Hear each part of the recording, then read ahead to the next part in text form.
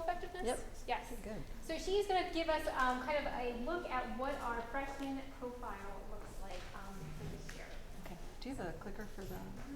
Justin, do we have a clicker? I can just pull it. Okay.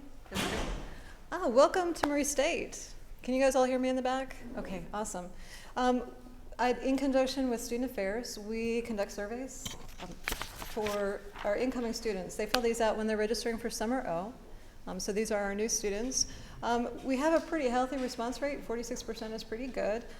The majority of those who responded, of course, were female. This is pretty consistent with the population. It's actually a slightly higher response from females than we have in the population. 38% of our students who responded to this have parents who have never completed a college degree of any sort. So that gives you kind of a sense of what you're going to see in the classroom, a lot of first generation. And our students come from 20 states. But this is probably a better representation of where they're coming. Maybe a little hard to see because of the lights, but those blue dots, the size of them indicates how many students were coming from that particular zip code. You can see that we have a lot of students obviously from the Murray, Madisonville, Henderson area, but we also have large numbers who are coming from Louisville, from Memphis, from St. Louis, and a few from Lexington, and also the Cincinnati area that's up in the top right. All right.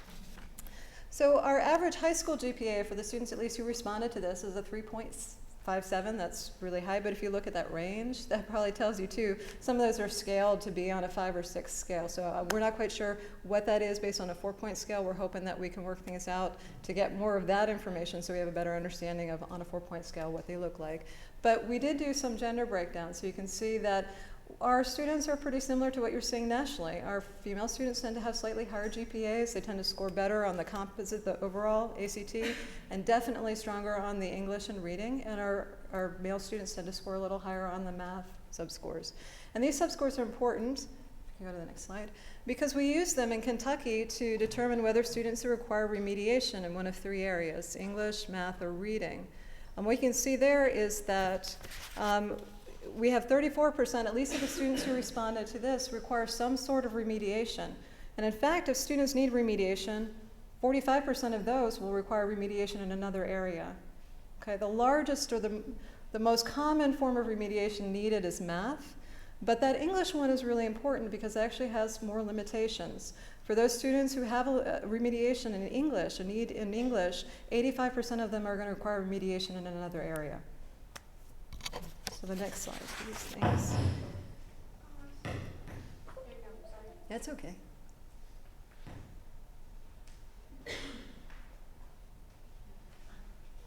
Yeah.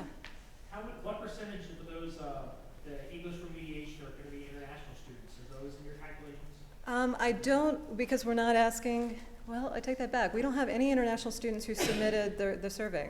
Okay, so these are all students who are coming from the United States. So that will answer your question there.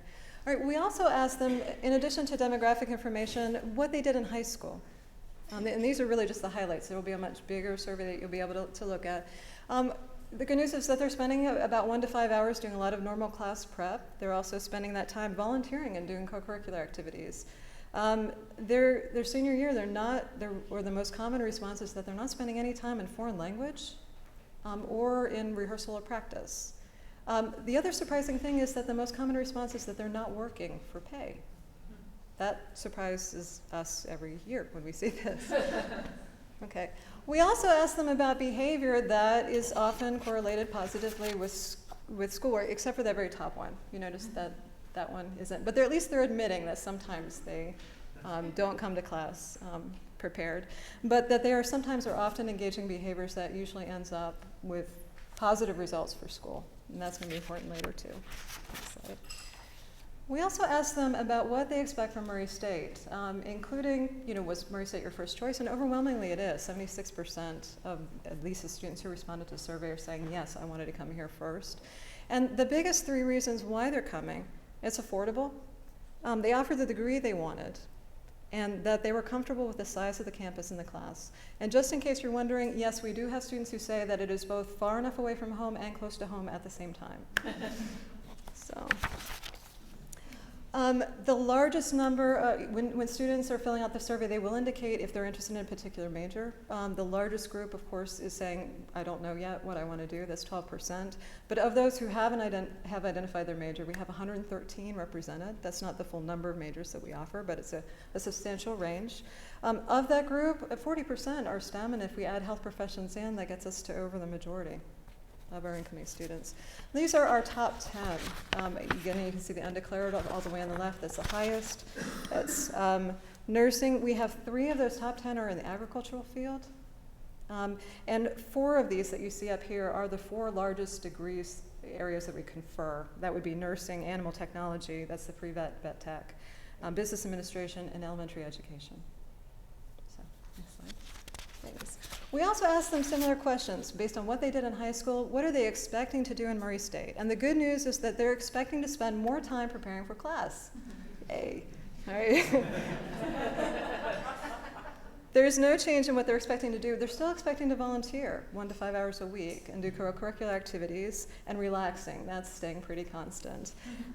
We do see also no change. They're still expecting to do no lab field work and no foreign language, which is a shocker because the baccalaureate, the BA degree, of course, requires a foreign language. So maybe they just haven't figured out what they're taking yet or haven't looked at their requirements. The other big surprise is that you see a big jump. Working for pay is pretty evenly split between those who expect to work 6 to 10 hours and those who expect to work 11 to 15. So that's very different. We also ask about behaviors, again, that they expect to do in high school, that they did in high school, that they expect to do in college. And you can see that for the good ones, those are all except for the nevers that you're seeing there, are fairly positive. They're saying sometimes or often they're going to be engaging in these things that will help them with school. So they've got a good attitude about what they expect to do when you see them starting next Tuesday. The good news is that 89% of them say they will never cut class, and 85% say that they will never show up to your classes unprepared. You can hold them to that. All right, the next one. These are behaviors that are linked to success because they represent persistence in the face of academic challenges. And the very good news is that they're saying that they are somewhat certain, or more often, very certain, that they're going to engage in these behaviors. They blow up an exam and they're going to keep working hard. So that's really good news. Hopefully it gives you the sense of kind of the character or the approach that our students are going to be taking when you're working with them. Okay. All right. We also asked them about some of the activities that often are common challenges for students, especially their first year. The good news is that they're saying that with academic challenges that they're either a little or somewhat difficult. They're a little worried about maybe speaking in front of people or writing papers or learning material, but that socially they have no concerns whatsoever. So they're not anticipating conflicts with their roommates or being homesick. They are, however, if you notice, paying for college expenses. So that might also be related, of course, to that increased expectation of working for pay. Even though it's the most affordable, that's the biggest reason why they chose Murray State. So, all right, so all those positive things that they say they're going to do, 96% of them are saying they're going to get A's and B's their first year. Yeah. 96% they expect to graduate from Murray State, which is great that they'll stay here. Here's the surprises. Almost 80% of them say that they're going to graduate in 4 to 4.5 years, and then 96% think that they will get their degree within 5.5 years. Now, to put this in perspective, nationally, the average 6-year graduation rate is 57%.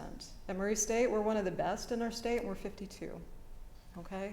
So there is a discrepancy between what our students are expecting and what they are most likely going to do. Now these students, we did ask them, they are planning to go full-time. It's like 94%, and 98% are expecting to take 15 credits, which would of course get them out on time.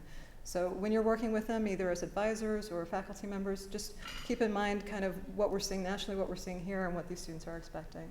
But thank you very much for your time. If you want more information about this, the fuller one will be available online, but you can, of course, email me or call my office. So, thanks. Any questions for Dr. Wezner? It's available online. If you go to institutional research, you can either, when you go to RacerNet, there's a search function, you can plug that in, or you can go to institutional effectiveness, that's the office, and there'll be links for this.